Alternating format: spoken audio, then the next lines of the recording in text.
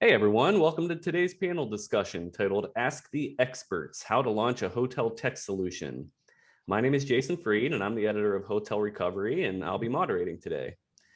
Before we get started, I have a couple of your typical housekeeping items. The audio is on mute for all the attendees, but please feel free to ask questions during the presentation. There is a chat box toward the bottom. Feel free to ask your questions in the chat box. We do want to make this as interactive as possible. So I'll be monitoring the question box throughout the conversation and I'll get to your questions as they come up for our panelists. Also, the session is being recorded. So in the next 24 hours, we'll send an email to all the registrants with the link to the video and the slides. So I was really excited when Hapi came to me with the idea for this webinar. As we all know, the hospitality industry is going through what we're all referring to as sort of a digital transformation, which has really been accelerated over the past year by COVID and the subsequent travel pandemic. And as companies work to do more with less, they're looking to technology to help automate traditionally manual processes. And because of that, we're seeing an incredible amount of new entrants into the space. So the idea here from Hapi and from our partners was to help guide these new tech providers as they enter really a unique industry full of opportunity, but also full of a lot of unforeseen challenges. So how I usually do these, more of a discussion than a presentation. So we're going to get to know our panelists, and then I'll be asking questions of each of them, really trying to get some takeaways that you, our audience, can implement to help navigate this sort of tricky landscape. So I'm going to quickly introduce the panelists, and I'm going to go left from right, and I hope it's left to right on your screen as well. But on my far left, we have Greg Hopkins, who's a partner at Provision Partners. Really experienced technology consulting firm in the space. Next to Greg, we have Ann Bleeker, who is the managing director of Into Consulting. And last but not least, we have Laurent Idrak, is COO of Hapi. Hapi is a technology integrations platform. So with that, we're going to go ahead and get started. And we're going to start sort of early on in the process of a technology company when we're sort of still developing the product and we're looking at our product differentiators. And I'm going to start with you, Greg, because I know this is sort of something that you're really passionate about, is helping companies really go about doing their due diligence to make sure their product stands out and is unique in the space. So talk to me a little bit about how companies should go about doing that. Well, it's important they understand what's in the market right now and understand that's in their addressable market. So as you go through the process of designing a product and figuring out what pain it's solving for hotel operators, it's important that you understand how big of a market it is to address and how crowded that landscape is today. Going in with having the next best but having the same functionality doesn't cut it, because it's going to be very difficult to get hoteliers to change technology unless you can give them a reason. Are you solving a problem that they can't, that they're struggling with today? ROI is important in that differentiation and how the system is going to pay for itself, either through hard cash or increased satisfaction, guest satisfaction, which will in turn, or better employee efficiencies. But this whole thing of, hey, I've got this solution and I'm going to take out the biggest provider because I'm going to offer it for half the price, that doesn't get it done. You have to differentiate, you have to be disruptive, and that can be through your technology, that can be through your approach, or just discovering something that's everyone's dealing with and they can't solve it. And that's probably the biggest thing that we see where, if I see, and my apologies to those on the call who have them, if I see one more guest service app that, hey, I have the ability for someone to check in and I have the ability for someone to make a service request or that, they're all the same, and you're going to get caught in the wash where it goes out, because there's a lot of them out there, and for you to resonate and to take something on is really a big thing in the product. Is make sure it resonates, make sure the technology is solid and scalable, and make sure you're solving a problem. Yeah, Laurent, I'd ask you if you have anything to add to that.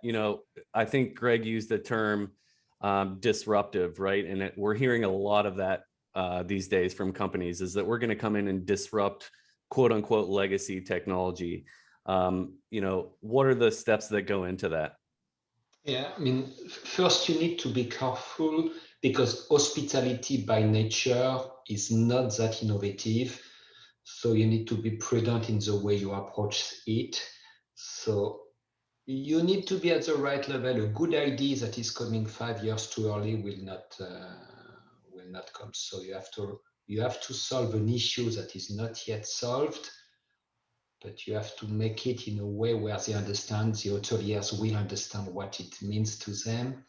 And also, I will add one comment, because it's something I have seen so often. When you do something for the employees, do something that is easy to use. I've seen so many applications done for the staff that is, pardon my French, but it's shitty design. And people say, yeah, we need to review the training manual. I say, no, you don't need to review your training manual. You need to have a system that does not need training. You are dealing with staff with very high turnover. Your system need to be a system that people want to use. It's almost as important as the functionalities you are bringing. Yeah, and I think that gets right into our next question, Laurent, which is, we're already getting into some of the troubles that tech vendors run into when they're trying to enter the space. What are some of those common misconceptions that suppliers have when they're entering the industry? And, what immediate challenges have you seen that they typically run into? Yeah, first, usually they do not realize how slow is a buying cycle in hospitality. So if they say, yeah, I want to address the big brands because that's where I could have 5,000 properties, it could take them 5 years. So maybe they should say, okay, let's start with independent hotel, let's start with a small chain, because it's a very long sales cycle and it's a very complicated industry. You have many actors, so you need to understand. One point, so it's a very complicated industry to penetrate, but on the other hand, hospitality is a service industry. So you would have many people who are willing to help because they are passionate about what they are doing. Yeah, and let me ask you to sort of follow up on that. Talk a little bit about what role they play in this process, and how are you helping providers sort of overcome some of these challenges that they run into? Yeah, and I really echo what Laurent is saying. It's a highly fragmented industry to sell to, and it is not one story for every person you speak to. So from the onset, what you really need to do is, once you've differentiated your product, is really look at developing the narrative. What are you specializing in? And really articulating what it is that you're selling and how you're solving the problem. If you don't do that well, it becomes this generic sales pitch that's not going to end up anywhere. So what we really do and focus on is work with startups or growth companies to really develop their story, finding out and articulating very, very specifically for specific parts of the sales process, who you should be talking to and how you should be addressing them. So the sales pitch that you have, or the marketing message that you send out, or the social media content you post, needs to be done with a specific audience in mind. And that I see that happen time and time, that it's just too generic, and then it will not reach the right person. And to sell to a big company, and Laurent was saying, there are so many different players, and each of them have a slightly specific and different angle to the story and what they're looking for from a tech vendor, and that needs to be articulated as well. Yeah, Greg, I'm going to ask you to follow up on that. Anne used the word fragmented. Talk about the nature of the fragmented. What are those specific different parts of, the stakeholders who will all have a say in this process, and how do you sort of approach each of them differently? Well, hospitality is a pretty wide swath of a term, because there's so many different types of hospitality. And I mean, even if you look at like an STR report, you have luxury, upscale, upper upscale. So in each of those segments inside of there, all run their hotels differently. So it's very difficult to find a global solution that will serve all of those different segments. But it's nothing wrong with having a solution that serves a very specific segment. I think a big misconception also is that they'll say, we're going to go in and we're going to sell this to Marriott. Okay. And then that's my business plan. Well, who's going to buy something from two guys in the garage? Most, or Marriott's not going to buy that. So you have to build that base to do that. Plus selling, if you are fortunate enough to get a major group that you sell it to, it may just be a hunting license. So you're going to have a sales infrastructure in behind that to sell to each of the individual owners of the properties, because rarely do you get a situation where a brand will make it for all their properties and just mandate it, and they'll take on, and so you've only got one point of sale. And that's that part of the whole building your solution. If you haven't taken a piece of the funds that you've allocated to run this, to bring this product to market, and you haven't put aside a part for go to market, which is the marketing and the business development and the sales and all that, you've made a big mistake, because you're not going to get to market. You're going to have to be really good at some area in order to have your MVP proved, and to be able to market it to other regions and other types of properties. Yeah. So let's go ahead, Laurent. Yeah, in terms of fragmentation, there is also one element you have to realize. For one single hotel, you could have 5 parties. Right. You would have the hotel staff and the GM. You would have the owner. You would have the management company. You would have the regional brand. You would have the corporate worldwide entity. So all those 5 could be involved in one tech solution. You may sell it to a property and get shot down by the brand, because you can't. You don't have security. They won't let you get on the network, and then you're dead in the water. And they may not even entertain having that, because they're not going to spend their time to certify you in a security for one property. So there's a lot of challenges that you run into that in there, and people just think, hey, I'll go to the general manager, I'll have a conversation with him in the morning, he'll sign it at night, and we'll deploy on Thursday. I mean, I think as well, Jason, what's important to add is the geographical differences. A lot of companies obviously have the idea that they want to sell global at some point. Even though hospitality is a business of global nature, and a lot of hotel companies do have, an international footprint, the way you sell, the way you market, the way you communicate in various parts of the world is different. We specialize a lot in the Middle East, and it is very different from selling in Europe or in the States. The way the media works, the way social media content needs to be presented, or even looking at the fragmented ownership, who should you be talking to in those regions? That might very well vary from region to region. Yeah. So Greg, how do you start determining who you can sell to, right? We hear this term TAM all the time, your total addressable market. So backing up, you said you think you can come in and sell to Marriott. That's probably not the case. How do you do that research in the front end before you release the product to really understand who you can sell to? Well, the holders of data and statistics in our space have done a really good job of keeping that information from us. I mean, you can find it, but it's a lot of work. I mean, if you Google how many hotels are there in the world, you won't find it. You won't find the answer. You won't, and you certainly, it's very hard to find it through by segment, or it's expensive to find it by segment to get that data. And I've never figured that out. So it's usually a good idea to bring in, if you don't already have it in your organization, to bring in a consultant to help you with that, in order to that's done it before, that has the information and has the relationships in order to do that, because that's otherwise it's going to be impossible. It's going to be very hard for you to understand exactly what that market is, because when you're looking at the total addressable market, you got to see, well, how saturated is that market, and who's it saturated with, and what's the price point that is in. So how much of that addressable market is obtainable,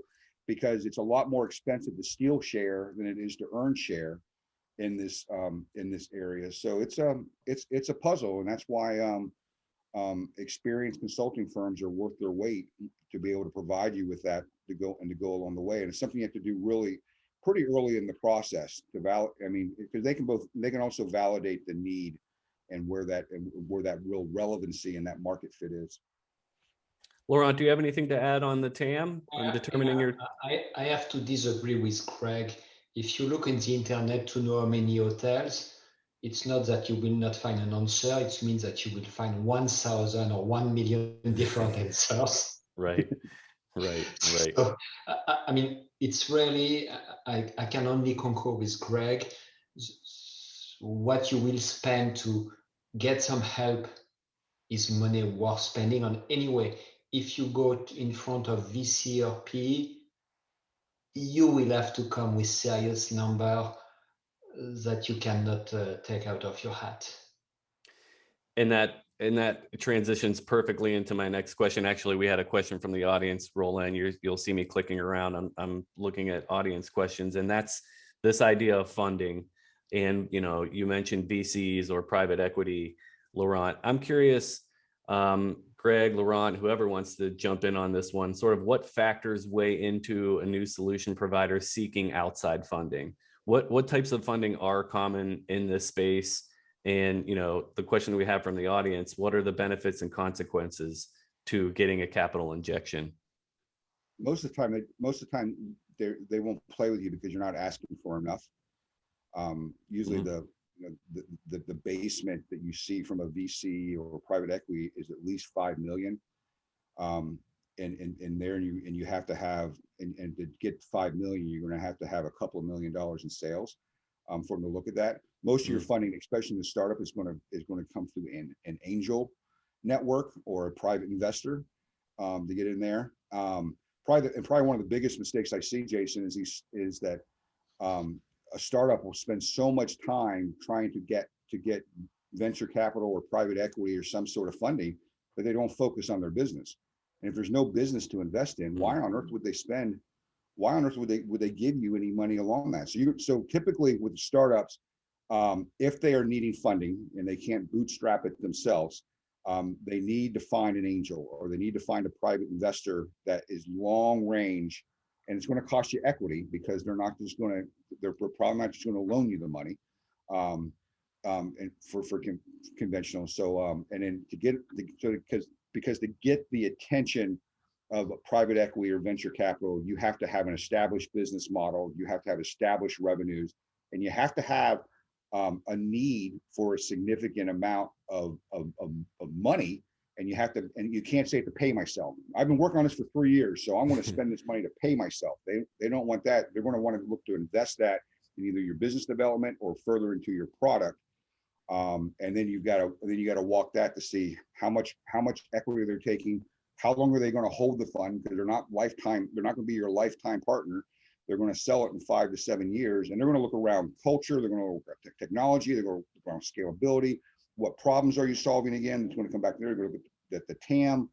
All those things are going to figure into that. But startups really shouldn't even be talking to private equity or venture capital unless that private equity or venture capital group has a startup fund, and some of them do have that, where they'll do angel investing just as an accelerator to try to take a chance on, they'll invest in 10 to 20 companies and hope one of them hits, which will pay for the ones that are there, so then they can make future investments in them down the road. Got it. I'm going to switch gears, and we're going to go back a little bit and talk about sort of developing their product when you're still sort of in the development stage. I want to ask, I run into a lot of companies personally who there's a disconnect between the user and the product team, right? There's a disconnect between the people in the hotel that are actually pushing the buttons and using the product, and the team that's developing the features of the product. So do you guys find that tech companies are getting enough feedback from the market, from their actual users? And how do they take that hotelier feedback and sort of implement it into their development of the product? That one's open to anyone. I mean, yes, for many, that's the fault of the startup that is not doing its work properly. Listening to the hotelier is not listening to a laundry list of functionalities. It's having an MVP and then working with the team that is going to use the solution and see where they are clicking, why they do not understand that, and work as much as the usage as of the functionality. And it's work in real life. It's not talk to corporate or talk to people who think they know. And then once they have the product, they should make sure that they have in their product the feedback loop that allows them to collect which functionality are used, what is working, what is needed. Yeah, I think that feedback loop is so important. Greg, do you have anything to add on sort of how a company can set up that workflow so that they are continually learning? Well, I can tell you when we launched Libra on Demand 10 years ago, before we launched that, we spent 6 months in a hotel working with a general manager who was very open to new technology and was willing to have her spend her time with us, even though we had been in the hospitality industry forever, to get their perspective, because that hotel was our sort of target market. A lot of that system had a lot of transient guests that were trying to build customer profiles. But we worked really closely with her and her team in order to really refine that product. So when we went to market, we had a great reference of where we wanted to go. And then we did the one, and then we expanded out to, I think it was like 5 customers after that. And we stopped, and we went and we reinvested and rebuilt along that way. And then once we had a good base of where it was a little bit more bulletproof along the way, because we knew it would run, it would work, it was easy to use, we had high adoption rates from the employees, etc. Then we launched, and that helped us to go from 6 hotels to 2,000 hotels in a couple of years, because we had that good base of where we want to go. It's dangerous, though I welcome new technologists into this vertical. Know your space, have a subject matter expert in there, because you'll see some things where they'll approach us. We're approaching, and they'll start talking about things, and it's got holes in it. I had a guy pitching a new distribution system, and he really didn't understand how distribution works. I mean, he was going to, we're going to cut your distribution fees by 25%. Well, how the heck are you going to do that? I mean, without decreasing, if you decrease your occupancy by 25%, your fees will go down. But so he didn't understand all the players how they played. And because of that, he had really no baseline for success. And our recommendation to him was to hire someone on your team that's your subject matter expert, because but if you got a good basis and you see people who have been in the industry for a while that have a great idea, I mean, that know what problem needs to be solved, they stand a much better chance for success. Or if they got a different approach to how they want to do things, because they'll grow. I mean, don't get me wrong, you can go and say, hey, I'm going to create the next service optimization system, right? And a work order maintenance system, and you'll get 100 customers. That's not a big deal. But you're not going to take out the Amadeus solution or the Alice solution or the No Cross solution overnight by just having something new. You'll have some customers, and you'll have that early success, which you feel great about. Says, now I can take on the world. Well, it's just that I've not seen it. I mean, I would welcome to see someone that could do that. But I also like working with the big guys too, so I don't want to see them go away by any means.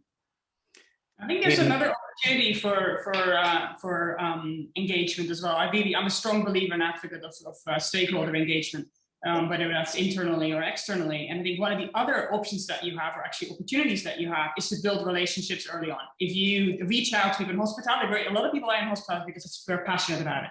And there's a lot of people willing to help. I always say to students that are studying hospitality, reach out to the industry people. We're there to help. And I'm always surprised how infrequently we get asked to help them with anything. And that's the same with startups.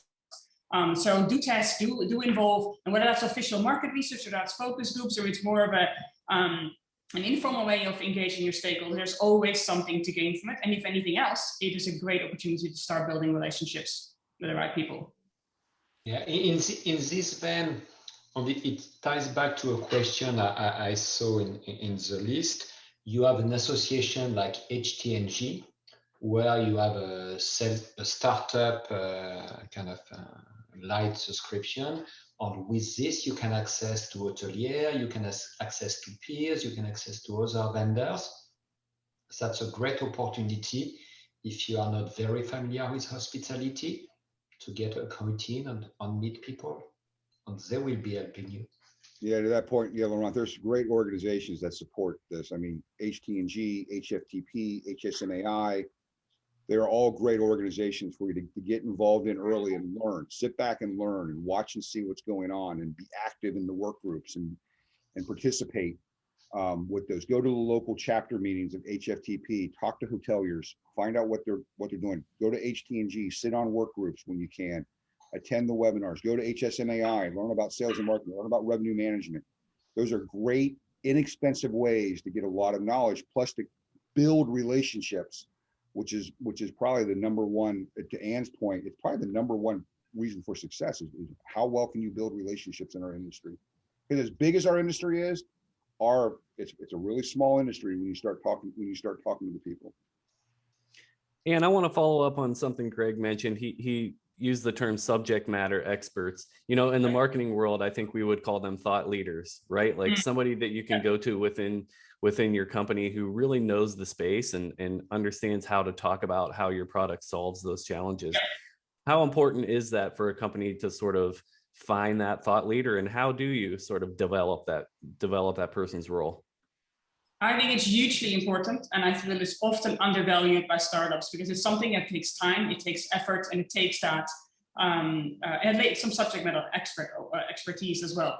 So I'd say it's a hugely important part of your marketing and sales strategy from the very, very early onset of starting your business. And what it really means is that you create visibility for yourself and the knowledge that you've built up over the years. And whether you do that through speaking at events, or as Greg was saying, participate in webinars, participate in work groups, and get to your local, either your local or the global industry associations, and find ways to connect with people. That is in itself a part of thought leadership. But you can take it a step further, so that you start developing your own content.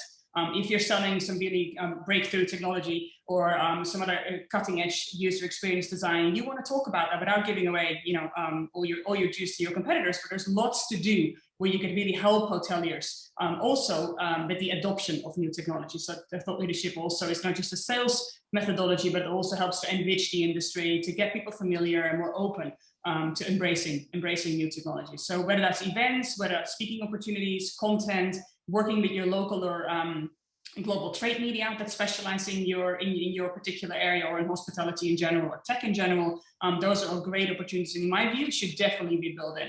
And I think also, especially when you get to an investor stage, people want to know who's behind the business. It's not just about your product or the solution that you're selling. They want to see who's leading this organization. What is your expertise? And that's not just your resume. A lot of that is about your connections that you have, the network you've built up, and also how closely affiliated you are with the industry that you're ultimately selling to. Jason, I've got a couple. Go ahead, Greg. I just got a text. I excluded my friend from Hedna from my list of organizations. Oh yeah, what the heck, man? So, Can't forget about Hedna. Another great organization to be involved with when you want to talk about distribution.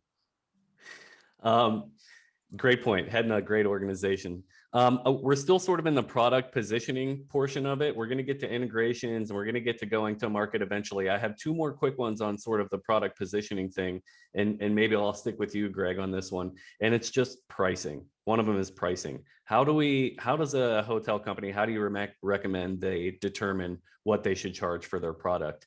We keep hearing that's sort of part A of the question, and part B of the question is, I keep hearing a lot about the new SaaS models being good because you're moving from a sort of a CapEx, all this money up front, to moving to the operating expense budget portion of the budget, where maybe they're paying monthly for a subscription model. How do we wrap our heads around that whole pricing strategy? First of all, price your solution to what it addresses.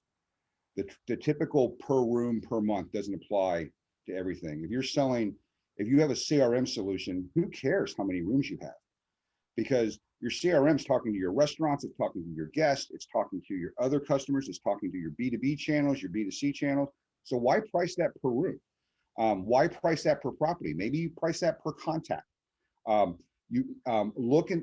you can do especially as we are in our new recovery, maybe you do it against occupied rooms. Maybe you share in the growth of the company, but be sensitive to pricing your product against what problem, again, what you're addressing to. It could be per user, and that could be unlimited users, by the way, which could be per property.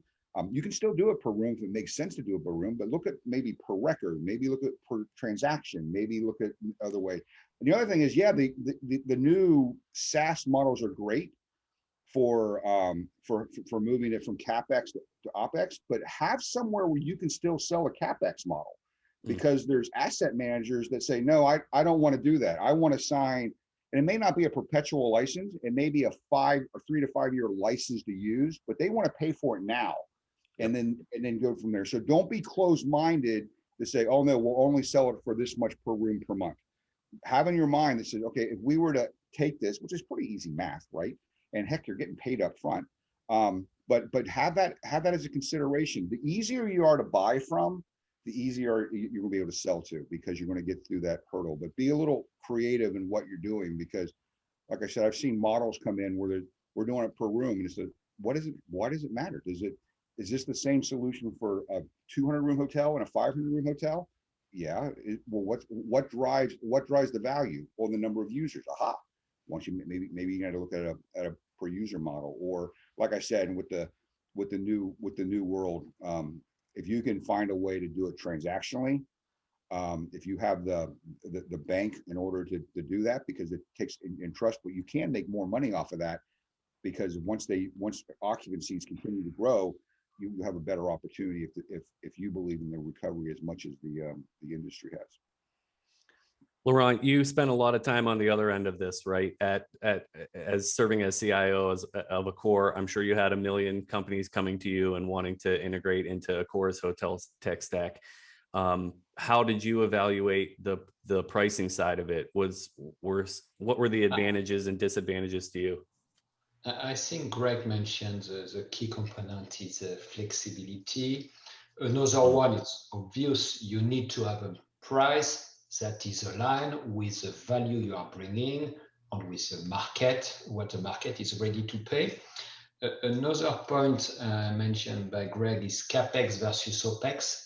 You need to understand the industry, because indeed you have companies where they have even CapEx reserves that they have to spend. So talk to your customer, understand what are their trigger, what are their lever, and be flexible in your price, especially as a startup. Yeah. When you will be Oracle, maybe you will be a little bit stronger in your price. But even there, I have some reservation. Last question on sort of this product positioning before we get to integrations, which is Laurent's specialty, and I can't wait to ask him about integrations. Greg, I know you're passionate about companies, even when they start out, should be thinking about their exit strategy, right? Like what different exit strategies are there? And how early should technology providers start preparing their exit strategy?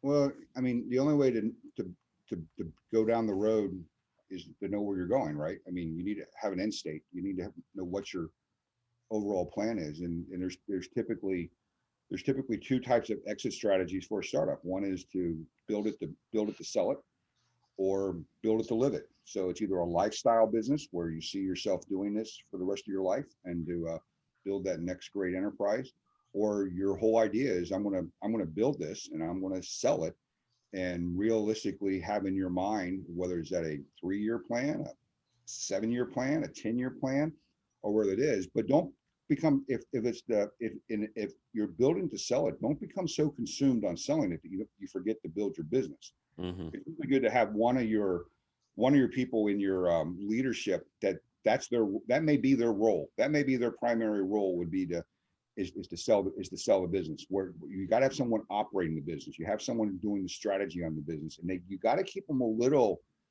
disconnected. But if you're going to build it to sell it, make sure that your operating procedures from day one are set up for that. So make sure you're doing GAAP accounting in the US, or you're doing universal accounting. Make sure you've set up your infrastructure so that someone does come and look at you. It's not a fire drill to say, oh, they want a copy of every one of our agreements. Where are they? I mean, have it start building doc rooms today. I mean, if that's your plan, but don't have somebody expect someone to wear the CEO hat, and his job is to build this business and also to sell the business, because it's too much of an effort. If you forget to build your business, no one's going to buy you anyway. I mean, right. So maybe that's a later stage if you're a small entrepreneur without a big team. But keep in your mind that you probably want to bring someone in for that act. If that's your strategy, bring someone in that's their focus somewhere down the road. But know get a good idea. I mean, and you got to be agile, right, Jason? I mean, you got to be able to say that can change. Your goals can change as it goes on. but having an endpoint, say, you know, in 10 years, I want to be able to sell this thing for X. And okay, that's a good start. Well, how do you get to X? How do you get to the point where that's a number?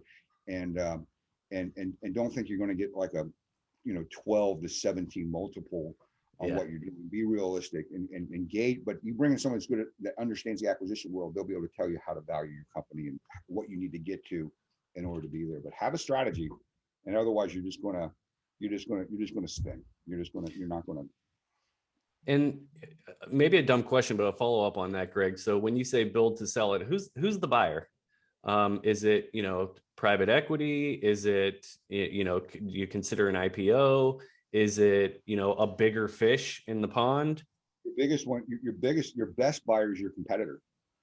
Is you nip at their heels and you become such a pain in their side that when you're taking on Goliath, that he sits there and goes, I just need to take you out. I just need to get you out of there, because, you know, because venture capital is more built around a little bit more around a lifestyle business, because the people making money on it's going to be the venture capitalists. Yep. But you're going to still have a piece. You're not going to have as much. Where a competitor, you're going to be whole when they buy you, but you're probably going to be at zero after they do. And then you have to go through the golden handcuffs to come after that, which I could do a whole webinar on how much fun that is. Yeah, that's your best buyer is if your strategy to sell is most likely going to be a competitor that you have gotten into their fence. They understand that you're there, and they think, okay, this is going to make more sense. Or it could be where you have a solution that has a nice synergy to an existing solution. So this system is missing a piece, and your piece is filling that void to give them a more complete solution. But again, and then so that's more like a merger or a consolidation play along that line. But then you have to ask yourself, as the entrepreneur, are you wanting to merge again? And now you're going to take on, this is going to be a lifestyle business, or am I just doing it to plug in and then get out? I think that clarity is also very important from a marketing perspective. Because it will in many ways shape your story from the very beginning. The people that you're looking to reach, even though if you don't necessarily know when, and how, and to whom you're going to sell, but it does have a huge impact as to how you're going to position yourself, where you want to be visible, what markets you want to be in, what niches you need to look out for. So having that early on, I think, serves multiple purposes. Great. So we've had an awesome discussion so far. I'm going to go a little bit over time. So we're going to go about 10 more minutes. Let's touch 5 minutes on integration, where Laurent is really going to be our expert here. And then we're going to go 5 minutes on sort of bringing your product to market through marketing and through sales. And Anne is really going to be our expert there. Integrations, Laurent, let me preface this part of the conversation by saying, of all the hotel technology providers I speak to on a daily basis, their number one challenge, right? Their number one challenge is sharing that data among systems and making sure they can serve up the data at the appropriate time along that guest journey. How has the industry sort of progressed or evolved as we look at integrations? Are we making progress in making this process easier and smoother? Yes, I've been an hotelier for 35 years, and integration has always been the worst nightmare. If you talk to hotels, when they talk about their IT issues, most of them will be around interfaces. So that's number one of help desk. So that's why we created Hapi. It was to solve those integration issues, because the system was so scattered, so siloed. And keep in mind that a large hotel has 20 different systems that are supposed to be integrated. So today, when you say, yeah, I want to have a customer 360 view, you cannot if you have systems that are not sharing your reservations, that are not sharing profiles. So it's evolving slowly, but it has to evolve, and it's complicated. And that's why I advise startup to use people who know this field and not try to reinvent the wheel. And it was one question regarding integration with Opera. That's one of the key elements of what we are doing at Hapi, because for a startup, it's very complicated, it's very long and expensive. So use a solution and focus on your core business that is delivering the solution. But do not forget that it has a cost. For many companies, they say, I have the price, and that they completely forgot that they need, hotel will have to buy an Oxy interface if it's Opera. It costs big bucks, so the value they are bringing to the hotel should integrate the cost of those interfaces. You know, Jason, we just recently did a project where there are 54 systems on this at this property, and they all need to talk to each other some way. Wow. I mean, you talk about best of breed. I mean, but there's 54 different things that plug in some way or the other is how we define as a system that was needed in order to meet all of their unique challenges. And that's a lot, but the integration stack was the biggest part of okay, you've got all these different systems. How do they talk to each other? What pieces do you need to talk to make them effective? So it's a huge, I mean, and it's a huge thing. And to Laurent's point, you know, just saying, oh, we'll just integrate to Opera and that'll solve my problem. Well, I don't know, 25%, 50% of the market, whatever the number is, you know. But what about all the other ones? And what do you need to send to Opera, or what, you know, in order to do that? And it's just, and there's so many different systems out there, and you hate to see a guy lose a deal because he can't integrate. Fortunately, there's groups like Hapi and others that are out there now that make that a lot easier, because I think the players are starting to, the mindset, wouldn't you agree, Laurent, that their mindset is changing a little bit, where instead of charging $5,000 per interface per, you know, to have an interface, now they're saying, yeah, that used to be a revenue center, but if we can share information, that makes a lot more sense. Yeah, it's changing slowly, especially with new entrants like Muse, for instance. And of course, I mean, we were mentioning Opera. They say, with Opera Cloud, everything is easy. But today, it's very few hotels are on it, so it's changing. I mean, Protel have done some initiatives, so you see the landscape changing, but still, we are not where other industries are.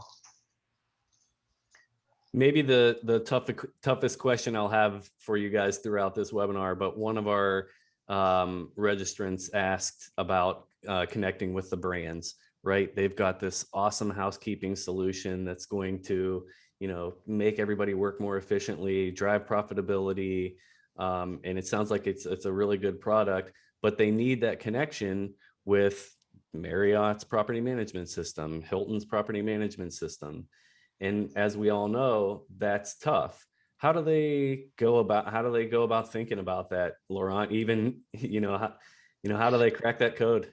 It's not easy. I mean, for instance, we have brands that say, okay, now if there is a partner that want to connect, they will have to go through Hapi. This way, I'm confident that it's going to be secure on this piece. And then I think they need to see how they can penetrate the brand.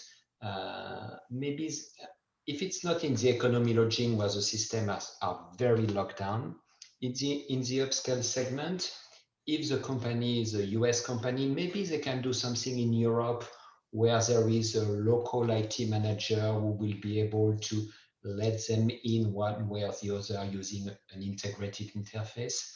So there are some ways in.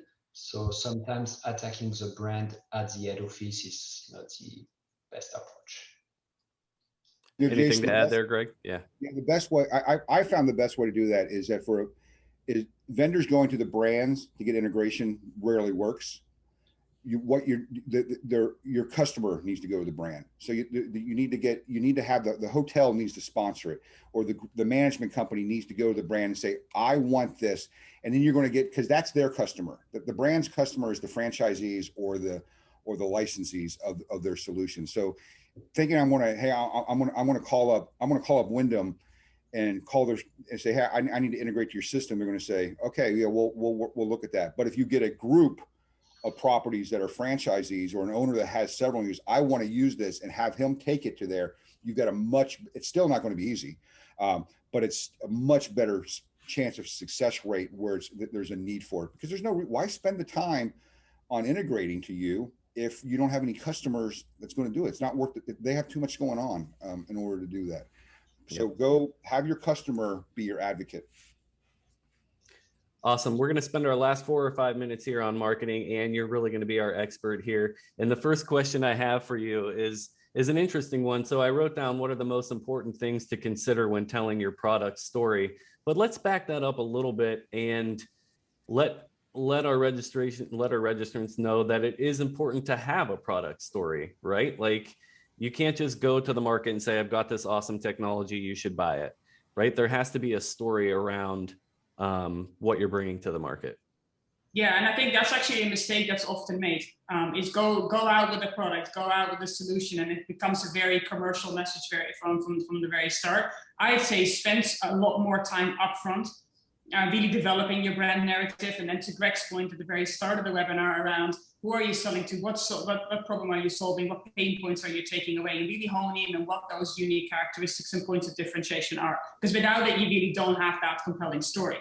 I think the other thing that you then need to consider, and we talked about this throughout the webinar as well, is the fact that the industry itself is really fragmented, and also who you're selling to is not a homogeneous audience. It's very diverse, whether we're looking at different cultures, different geographies, we're looking, Greg mentioned upscale versus budget.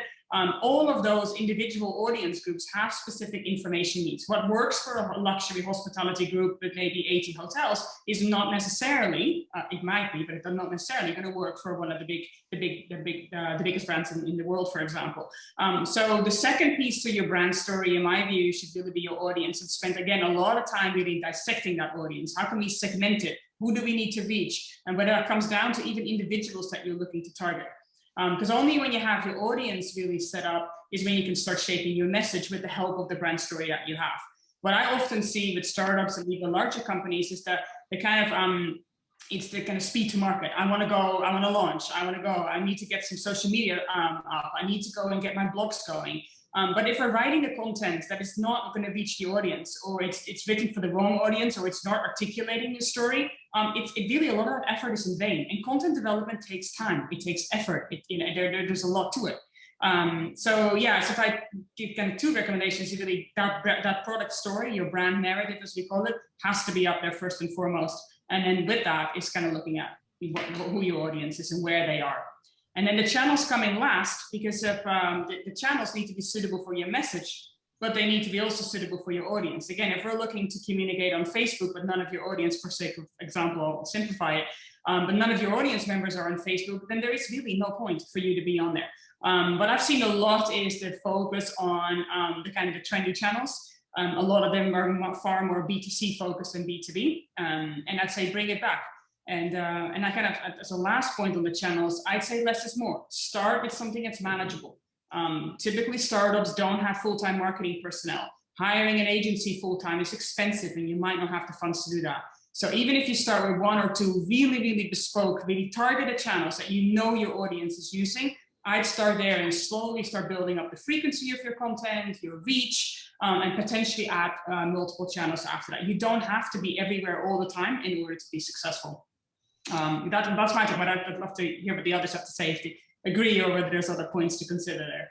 A quick follow-up on that, Anne, if you don't mind. You talked a lot about content, and sometimes we think of content as just blogs or things that we write on social media, but content really powers a lot of the other parts of the marketing business as well, right? When it comes to events or when it comes to sales materials, all of that requires some type of content, right? Yeah, absolutely. And you're absolutely right. I should have mentioned it earlier. And all of it needs to be considered as once. And that is where we need to go back to that brand story, because that brand story needs to be articulated across your commercial, your product marketing, your sales presentations. And often when I come in to consult with an organization, they'll have either really strong sales materials if it's very commercial, and that then reflects on their social media or perhaps on their website. So you need to really tailor those different pieces of content and those channels to, again, back to the audience. So it's not about repurposing what you already have. It really is about developing it bespokely. And you're absolutely right. I think it needs to really be in all the content types that you can possibly imagine. And that's why it's also really important that you don't do this as a single or an isolated effort. Really get your sales teams involved. The sales teams are there out selling to people. They are the ones that know what feedback they're going to get on the decks that they're using. So one of the first things I would do is get them all together and say, what is it that you need? Do you need something physical? Do you need something digital? And then look at your wider PR and communications materials. But get the in-house sorted first. I think get your house in order and then slowly start building your external communications from the ground up. Yeah, Greg, go ahead, Greg. The sales teams are great for context. Don't ask them for content, because then you're going to get, then it's the designer. I mean, that's all personal opinion. So the marketing is the creative, but get the context from sales, because they're out there on the front lines. They're hearing and they're going to tell you what they need. And just be thick-skinned around your content and make sure it resonates along that line. But Anne's spot on. I mean, and the only thing I would add is that each piece of content that you design should have a purpose.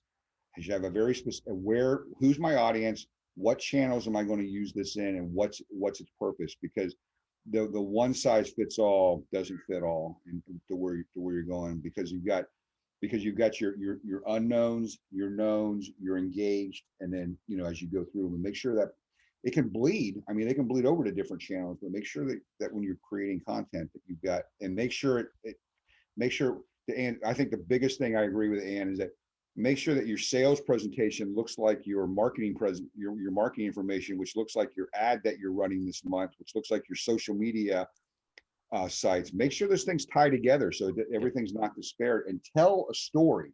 Don't just say, hey, we have a new product. Oh, by the way, we have a new customer. Oh, by the way, we just named somebody, and they just kind of scattershot, their PR. Tell that story. How does that thing tie together to where it all works, to that someone that is following you can understand what the heck you're talking about. Yeah, I think also consider, I mean, Greg, absolutely, I couldn't agree more. And then it's also about what actions do you want people to take? If you have that purpose in mind for that piece of content that you write, be it a blog or be it a speech at an event, is what do you want people to do as a result of it? Are you looking for them to get a demo? Are you looking for them to go to the website? What is it that you want from them? And that needs to really drive your messaging as well. Because ultimately we do this to drive business and to add value to the bottom line of the company. Yeah, the two rules I always live by is start with why, right? Yeah. And then the other one is answer the question, who cares, what's in it for me? If you can do those, you'll get engagement. I'm going to end on one last question here, and it's one that came in from the audience, and it sort of helps us wrap up this whole conversation. And it's which area, and I'd like to go down the line and maybe take 30 seconds to a minute to answer this, but which area of hospitality needs an uplifting?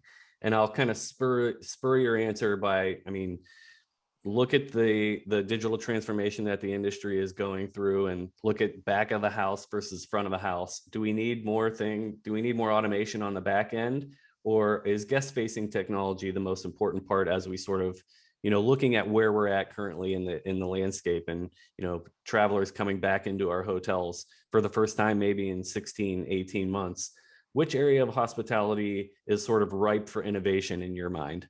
I'll go down the line. I'll start with you, Greg.